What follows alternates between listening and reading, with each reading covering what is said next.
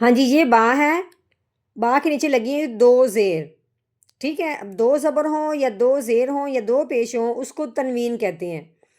اب جس حرف کے اوپر نیچے تنوین آ جاتی ہے، جیسے کہ اب با کے نیچے تنوین آئی ہوئی ہے، تنوین جس حرف کے اوپر آئے اس کو پڑھنے سے پہلے اگلے حرف کو دیکھا جاتا ہے کہ اگلا حرف کون سا ہے۔ اگلا حرف دیکھا ہے، اگلا حرف الف ہے، اس کے اوپر زبر آنے کی وجہ سے یہ حمزہ بن گیا۔